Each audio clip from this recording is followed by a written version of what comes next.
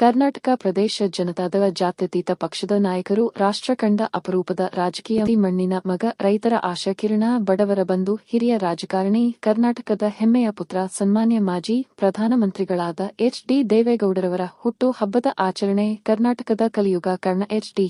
ಕುಮಾರಸ್ವಾಮಿ ಅಭಿಮಾನಿಗಳ ಸಂಘದ ಅಧ್ಯಕ್ಷರು, ಜೆಡಿಎಸ್ ಪ್ರಧಾನ ಕಾರ್ಯದರ್ಶಿ, ಕುಣಿಗಲ್ ತಾಲೂಕಿನ ವೆಂಕಟೇಶ್ ಕಿನ್ನರವರು ನಮ್ಮ ಎನ್ಜಿಎಂ ಮಾಧ್ಯಮದ ಮುಖಾಂತರ 94ನೇ ಜನ್ಮದಿನದ ಶುಭಾಶಯ ಕೋರಿದರು. ಸನ್ಮಾನ್ಯ ದೇವೇಗೌಡರು ಅಪ್ಪಾಜಿಯವರಿಗೆ 94 ವರ್ಷ, ಇಂದಿಗೆ 94 ವರ್ಷ.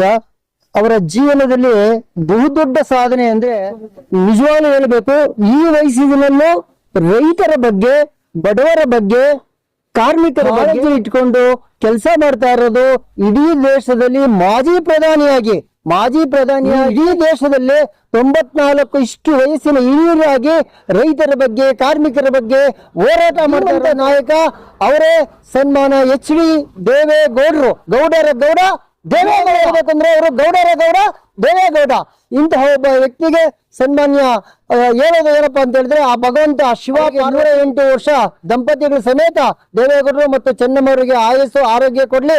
ಹಾಗೆ ಈ ಧರ್ಮವನ್ನ, ನ್ಯಾಯವನ್ನು, ರೈತರನ್ನ ಉಳಿಸು, ಬಡವರನ್ನ ಉಳಿಸುವಂತ ಎಚ್.ಡಿ. ಕುಮಾರಸ್ವಾಮಿ ಅವರಿಗೆ ಮತ್ತು ಅವ್ರ ಮಗ ನಿಖಿಲ್ ಕುಮಾರಸ್ವಾಮಿ ಅವರಿಗೆ ಪದೇ ಪದೇ ಬುದ್ಧಿಯಲ್ಲಿ, ಜ್ಞಾನದಲ್ಲಿ, ಹೃದಯದಲ್ಲಿ, ರಕ್ತ ಕಣದಲ್ಲಿ ತುಂಬಿರೋದೇ ಸನ್ಮಾನ್ಯ ದೇವೇಗೌಡ. ಖಂಡಿತವಾಗ್ಲೂ ಈ ಕರ್ನಾಟಕ ಸಮೃದ್ಧಿ ಆಗುತ್ತೆ.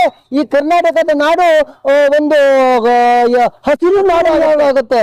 ನೀವು ತಿಳ್ಕೊಂಡಿರ್ಬೋದು, ಭಾರ ಕಾವೇರಿ 3ನೇ ಹಂತ ಇವತ್ತು ಬೆಂಗಳೂರಿನಲ್ಲಿ ಏನಾದ್ರು ದೇವೇಗೌಡರು ಹೋರಾಟ ಮಾಡಿ ಕಾವೇರಿ 3ನೇ ಹಂತ ಕೊಟ್ಟಿಲ್ಲ. ಇಡೀ ಬೆಂಗಳೂರು ಖಾಲಿಯಾಗಿ ಕಾಲು ಭಾಗ ಜನ, ಏನು 1.5 ಕೋಟಿ ಜನ ಇರೋದು, ಬರೀ 30 ಲಕ್ಷ ಜನನು 40 ಲಕ್ಷ ಜನನು ಇರ್ತಾರಿಲ್ಲ ಬೆಂಗಳೂರಲ್ಲಿ. ಎಲ್ಲ ಹೋಗ್ಬಿಟ್ಟಿರೋ ನೀರು ಇಡೀ ಬೆಂಗಳೂರಿನ ಮುಕ್ಕಾಲು ಭಾಗ ಜನಕ್ಕೆ ನೀರು ಕೊಡ್ತಾ ಇದೆ. ಹಾಗೆ ಮತ್ತೆ ಇನ್ನೊಂದು ಬಹಳ ವಿಶುದ್ಧ ವಿಷಯ ಹೇಳ್ತೀನಿ. ಕರ್ನಾಟಕದಲ್ಲಿ ಅವರು ನಿಮ್ಗೆ ರೈತರು ಅಂದ್ರೆ ರೈತರಿಗೆ ಏನು ಕಷ್ಟ ಬರೋದೇ ದೇವೇಗೌಡರು.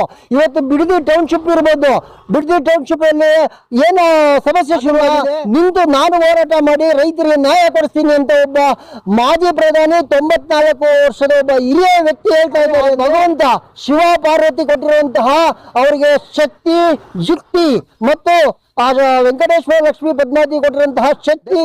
ಕರ್ನಾಟಕ ಜನ ಕೇಳೋದಿಷ್ಟೇ, ಇಂತಹವರ ಕುಟುಂಬಕ್ಕೆ ಕರ್ನಾಟಕವನ್ನ ನೀವು ಕೊಡಿ.